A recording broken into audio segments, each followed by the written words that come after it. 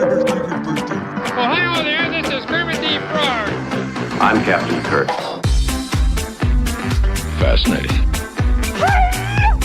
I'm a doctor, not a mechanic. Thank you, love you. Mwah. Most illogical. Aye, sir.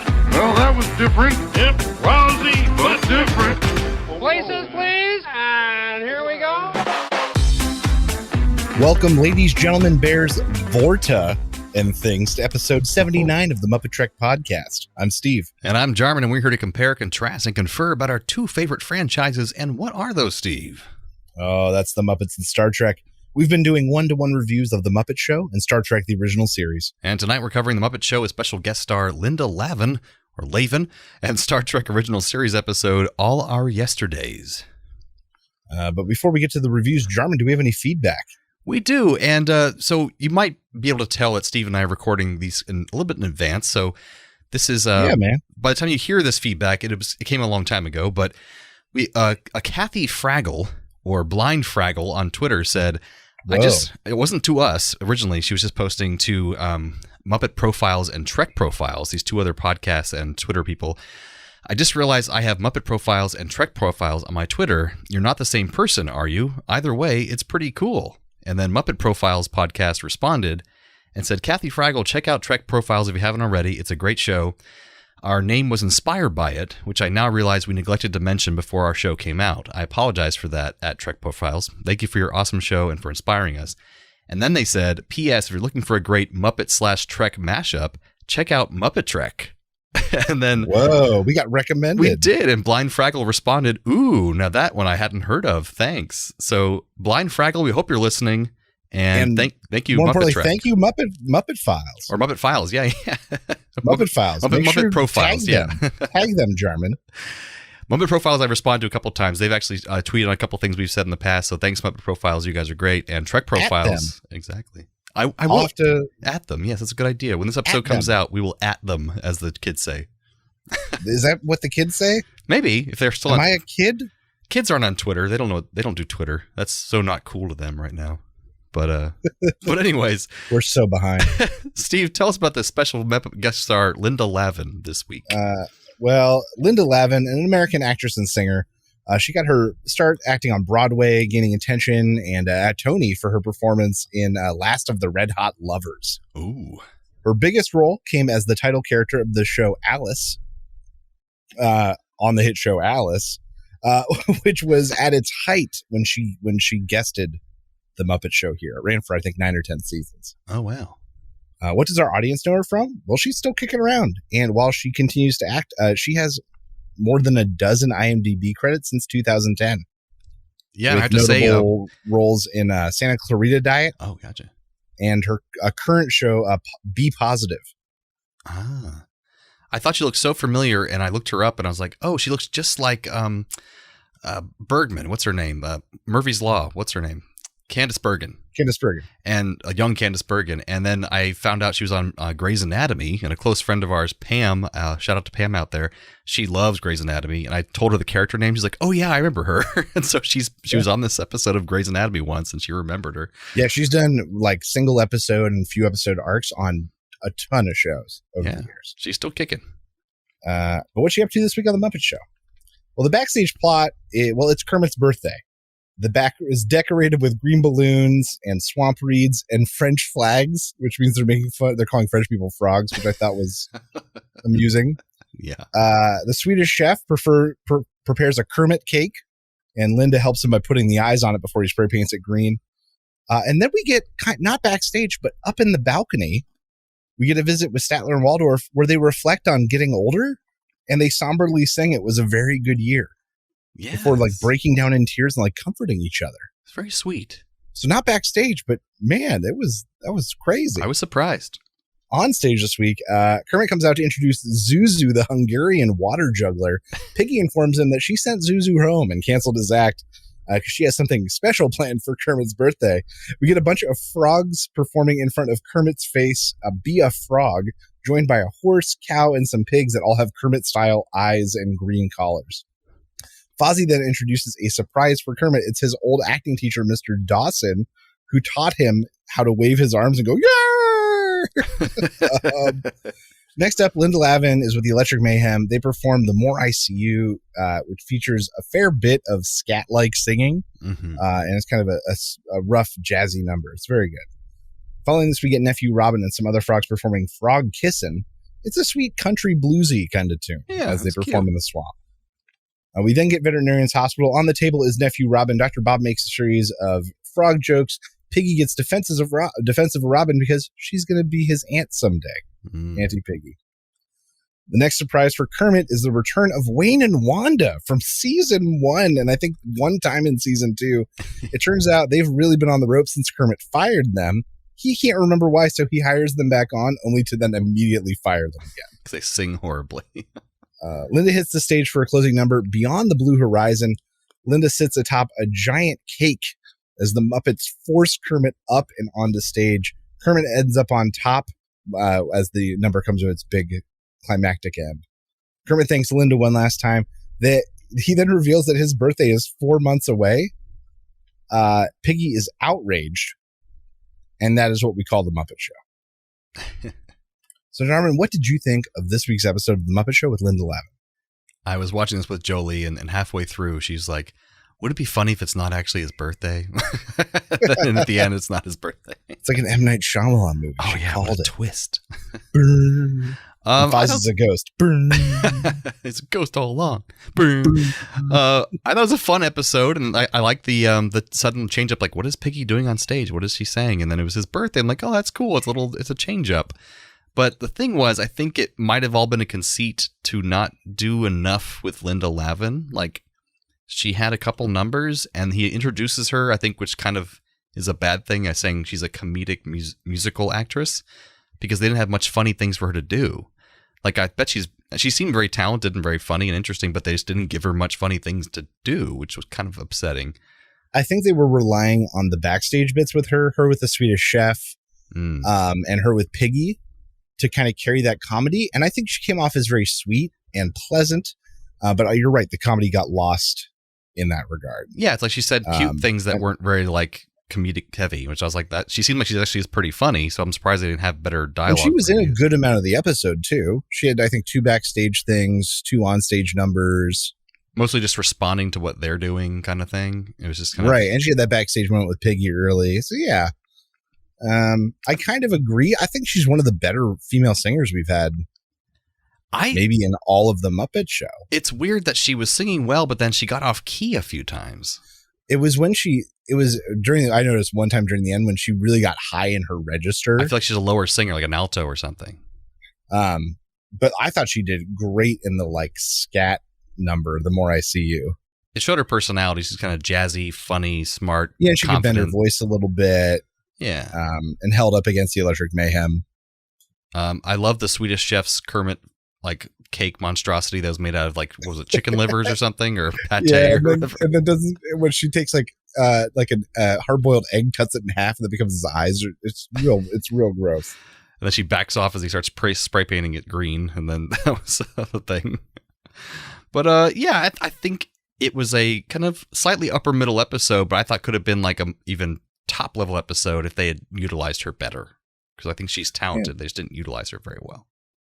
I agree. I think structurally this is a very good episode in that we have a good overarching theme, which really ties everything together, a good backstage plot that doesn't overshadow what's going on stage, which has sometimes happened, a couple good musical numbers, a couple good standards. Like we kind of get a Swedish Chef's Kitchen, we get a Veterinarian's Hospital. On paper, I think this is a good episode, but you're right. Something just didn't quite click. Right. It was really, I love the idea of it being his birthday. It's something very different and just it'll make this episode stand out when I look back at it. But it's just, there was something a little spice they didn't add at the end there somehow. I don't know. Yeah. Well, music this week, Be a Frog, which is actually Be a Clown, written for the film The Pirate by Cole Porter. This often gets mistaken for Make 'em Laugh. We were saying that while listening to it. It sounded so much like Make 'em Laugh from Singing in the Rain. Incredibly similar. Yeah. And they're both MGM productions that both starred Gene Kelly. Oh, wow. Like there is a reason these two songs get confused all the time. That's and funny. that is why. The More I See You by Harry Warren and Matt Gordon Warren was the first major American composer who was known for writing mostly for movies. He was nominated for 11 Oscars and won 3 times for Best Original Song, with his biggest hit being Lullaby of Broadway. Lullaby of Broadway. Frog Kissin', written by Buddy Kalb. He was attached to Ray Stevens, who was a country bluegrass comedian, and co-wrote many songs with him. Ray Stevens is most famously known for that song, The Streak. And I'm My Own Grandpa. He sang that Is that song. him? I'm my own grandpa. That's him too, yeah. It was a very good year, written by Irvin Drake. While originally performed by Bob Shane and the Kingston Trio, it was famously recorded by Frank Sinatra, and Sinatra won the Grammy for Best Male Vocal in 1966 for it. And I hate those old Frank Sinatra songs because he sounds so his accent gets thicker the older he gets, and it's just I can't take it. Beyond the Blue Horizon by Robin Whiting and Harling, originally from the 1903 movie Monte Carlo, performed by Jeanette MacDonald. It became her signature song. And I've never heard of Jeanette MacDonald, but she was a huge star from the late 1930s to the mid 40s. She was in 29 feature films, Jesus. 4 of which received Best Picture nominations. Never heard of her. Yeah. Never heard of her. She was a huge time star. Jarman, what did you think was the best Muppeteering moment this week? I think Beyond the Blue Horizon was super impressive. It's the closing number. They bring out this giant set. This is showing the money they have at this point. And, all these Muppets are just moving up and down and around and moving upstairs and interacting with the host. And it reminded me of a big Busby Berkeley musical moment. Because when film school, they showed us a bunch of Busby Berkeley movies. So they were a big moment in movie history where he had these giant set pieces of dancers. And it reminded me of that. And it was just huge. It was a huge scale moment for the show. What about you? I agree. That's literally what I put. It was just so many moving Muppets, great set piece. It was a great bit that, in addition to performing the song, there's also this subplot of them dragging Kermit up. Yeah. And him resisting. So there was stuff to look at. It wasn't just straightforward. So I agree. Best Puppeteering moment goes to that entire number. It was nuts. The production value is huge on that. So yeah. Yeah. All right, Jarman, so it's time to tell us about this week's episode of Star Trek: The Original Series. So I apologize in advance. I started writing this recap, and this is one of the few episodes where there's just a lot of shit happening. They cut back and forth so heavy. Yeah, it's like there's 2 stories happening at once, which doesn't always happen very much in original series. It happens a lot in future series of Star Trek. Well, my observation about that is that it happens a lot in original series, but there's one plot you clearly don't need to care about. And we don't mention sometimes. It's not that important. Yeah, exactly. Yeah, they get the check back on the ship 3 times over the course of the episode, but this time it was almost 50-50. Yeah, and that's basically what you have in future series going forward, and a lot of TV shows are like this. You have the 60 to 70% is the A plot, and then you have 40 to 30% is the B plot. There's always those 2 things in a show to keep people interested.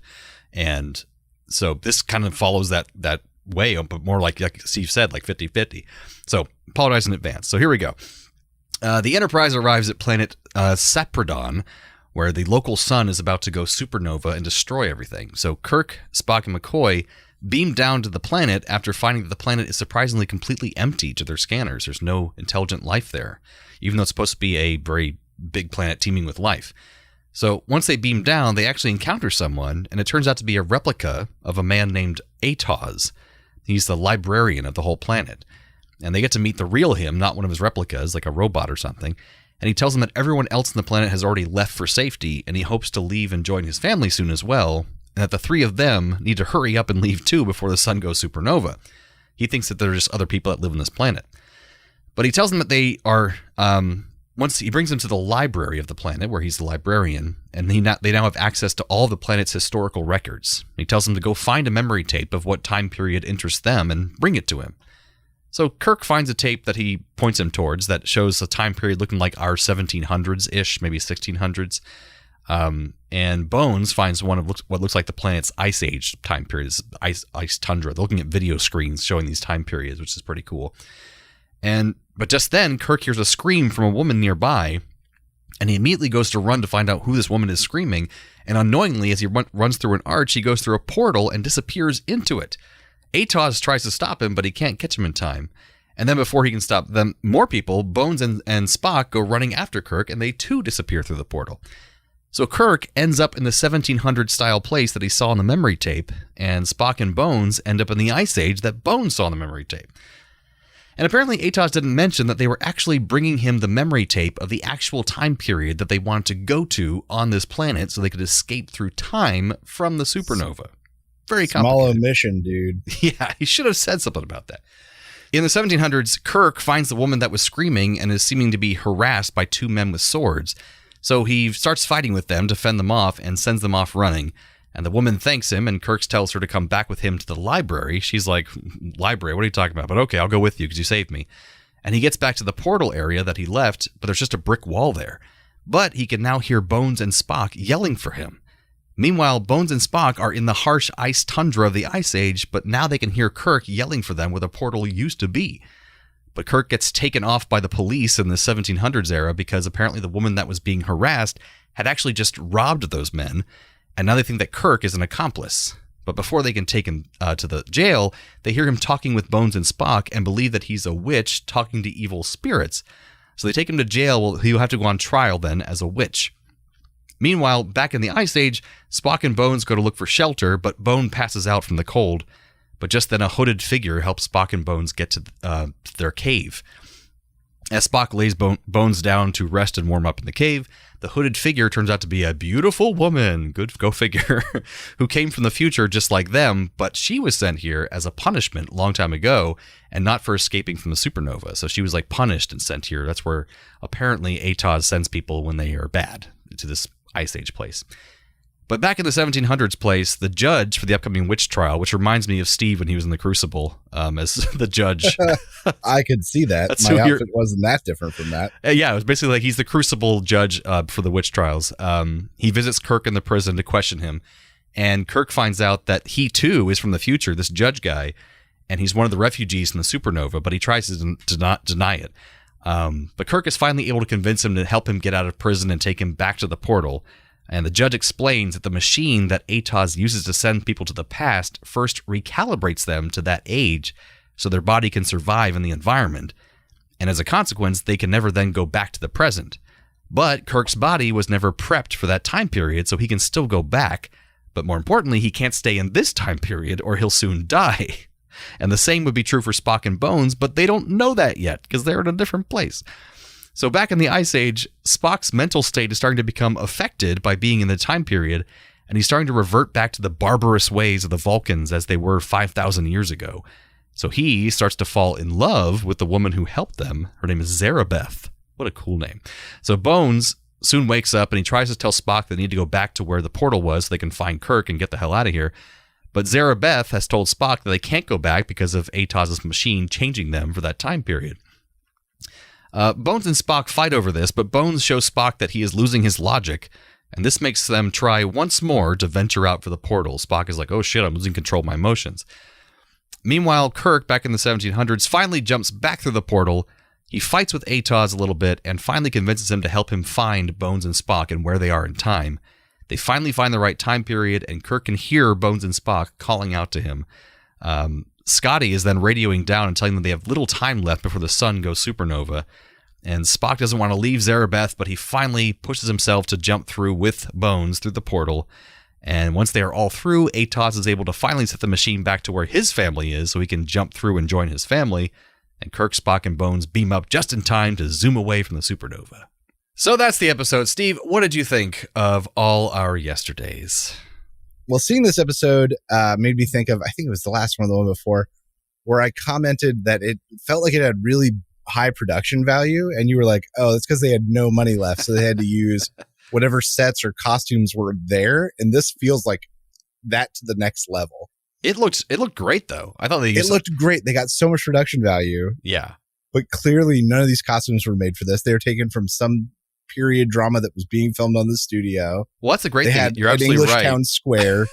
You know, they used stuff from like movies and shows and other things that were being used, but they did it so well. Like that was so smart because it looked like it was a high budget episode off the Enterprise, and they actually saved money this time by not using the Enterprise crew at all, as you might have noticed.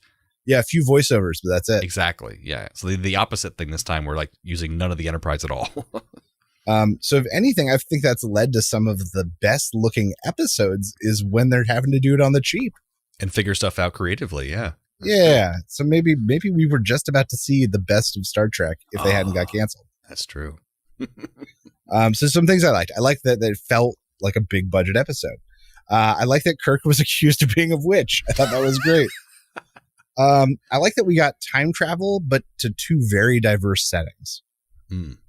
That's true. And I feel like this is only like the fourth time Spock has gotten some real play in the whole show. Hell yeah. So good for Spock.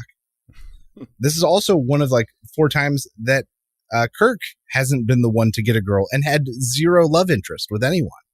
Like zero. So I will say this is around the time that Kirk was starting to get real pissed. No, William Shatner, not Kirk. That it was now pivoting to Spock because audience reactions, even after the end of season 2, where women were going crazy for Spock and not for William Shatner, for Leonard Nimoy. And so he was already pissed about it going into season 3. And by this time, the studio was embracing it because like girls love Leonard Nimoy. They're not loving William Shatner. And William Shatner, it actually caused a rift between Leonard Nimoy and William Shatner for a while. And then they became best friends again after that later on with the convention circuit and then getting into the movies and stuff. But it was the only time in their whole lives where they weren't friends because he was like jealous and pissed that the love interest was becoming Spock. But anyways, continue. That's just a little tidbit. And one other thing I liked, I don't know if this was on purpose, but when they're wandering through the frozen wastes and McCoy has collapsed and then this hooded furry figure shows up, like drags them out of the snow and into a cave, and there's a big reveal. It was premonition. I don't know if this is the right word or not. It's not reminiscent because it happened before. Prescient? Prescient of the 2009 Star Trek, where Spock, in a very similar hooded outfit, comes out of the snow, saves Kirk, and then there's a big reveal. I did not even think about that. It was very prescient, and you're even very visually right. looked similar. Wow, I didn't. Yeah, you're absolutely correct. I don't know if that was on purpose or if I'm reading too much. I bet it was. That's funny. Things I struggled with a bit. So conceptually, I felt like I didn't understand the rules because they presented them in a confusing way. In that we heard a lie about how it worked, and then we heard the truth about how it worked, but there was no reason for us to believe one over the other at that moment. Until Bones came out and like, she would lie, she would cheat, she'd do anything to stop you. And so because of that, I was confused. And then additionally, I feel like they sent mixed messages because the whole idea is that if they went back and their body wasn't adjusted, they wouldn't survive that time. But they didn't go through that process, so they can go back. But yet, for some reason, Spock begins to revert to the way Vulcans were then.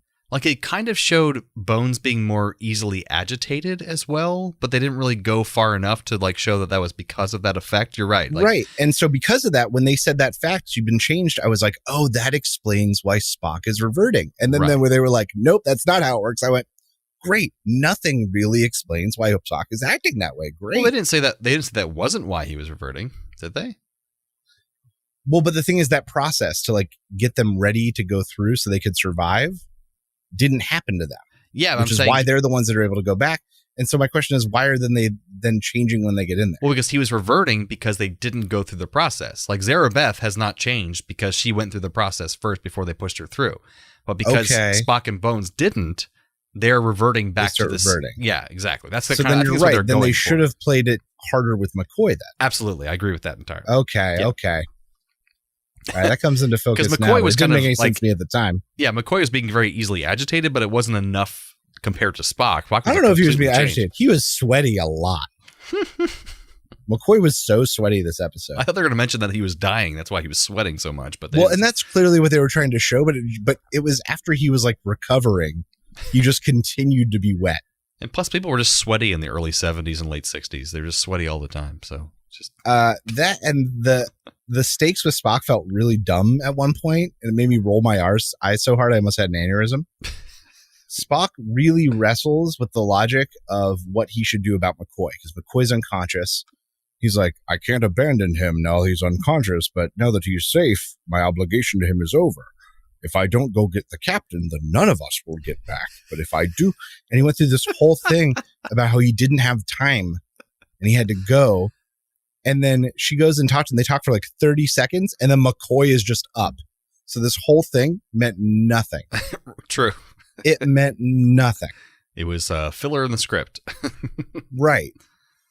So it just didn't make sense to me.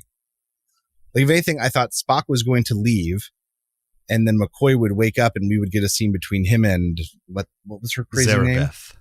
Zarabeth. That would somehow reveal more with Spock coming back and not knowing, and it would have played better, I think. That's true. They missed an opportunity there. They've been mishandling Bones this entire season. So, oh yeah, they clearly don't know what to do with him because he's not Kirk and he's not Spock. He's the third of the triumvirate. They should figure it out. And like Spock is better at science and medicine than Bones somehow. At least in this episode, he does admit he's like, I'm not the doctor. So I like that. Oh, that's right. He does say that. You're right. Yeah. And then he's like, and then Bones has that snippy line about saying he's not a certified doctor or something like that. It was good. So yeah, I liked a lot of this episode. Some things didn't hit quite right. I felt like there wasn't enough plot for Kirk. But otherwise, a good episode. Yeah, a lot happens, and it's like you said, I love that Spock finally gets some. You know, it's very few and far between that happens. I also thought it was very funny that Kirk's sleeping when we see him in the cell, because there's so many episodes where Kirk just can sleep anywhere at any time. They cut to him in a cell in like in the plains in a desert. He's sleeping all the time. It's just a weird thing that reoccurs. I don't know why, but yeah, I think it's a pretty upper episode for this season for sure. Absolutely. But anyways, for trivia, we got a few good bits here because this is one of the last episodes of the season. The name of the librarian, Dr. Atoz, we thought it was very creative, is a play on the phrase A to Z. Because that is clever. Yeah, because the writer of this episode is a librarian, which we'll get to later. Sulu, Uhura, and Chekhov do not appear in this episode. Scotty does not appear on screen, but has several voiceovers, as Steve mentioned earlier. Yep. In no other episode are only 3 regular members of the crew seen in person. This is the only one that ever happens. The title, All Our Yesterdays, that's it, right? Yeah, All Our Yesterdays, is taken from Macbeth, from William Shakespeare. The title character speaks, tomorrow and tomorrow and tomorrow, creeps in this petty pace from day to day, to the last syllable of recorded time, and all our yesterdays have lighted fools the way to dusty death. So it's a Macbeth line.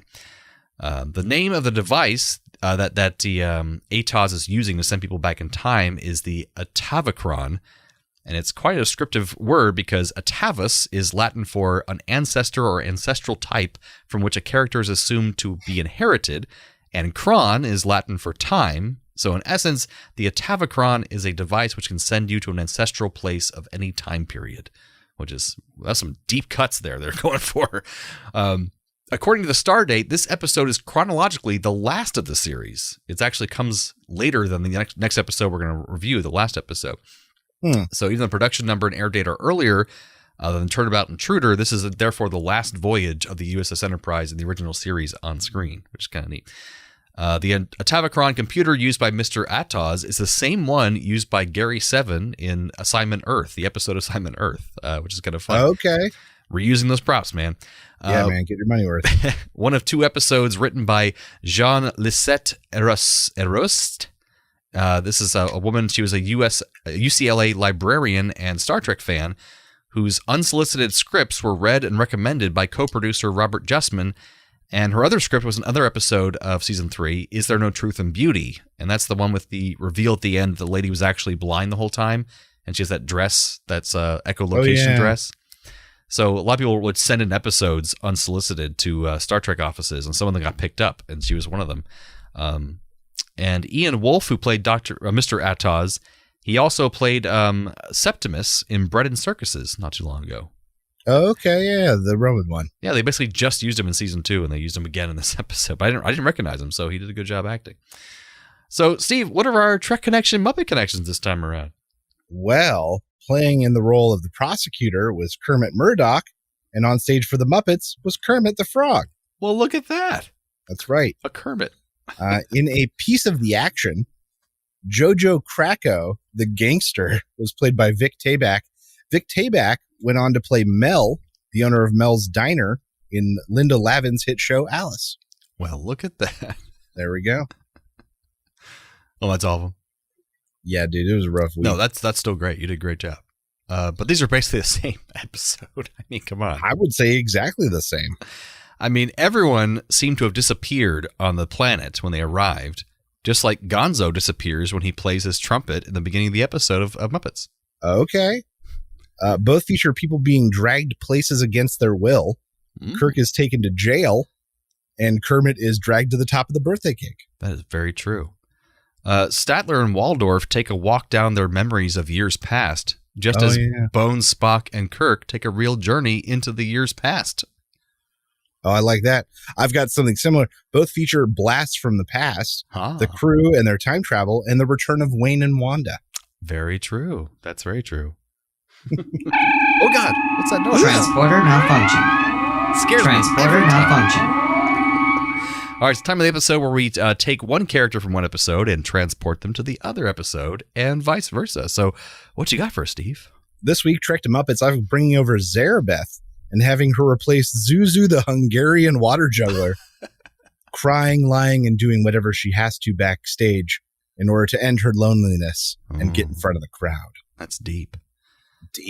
Trek to Muppets, I have Ataz transporting over to take the place of Zuzu Fitzwaller, the Hungarian water juggler, because he realizes as he jumps through at the end of the episode, he's gone to the wrong place with the machine. He's now in the Muppet Show, and he now is a sad Hungarian man without his family. And he was going to go meet his wife and child. He was going to. Now he's crying. He's doomed to forever juggle water the rest of his life. That'd be great. Yeah, he goes through the machine that gets his body ready, and it just turns him into felt.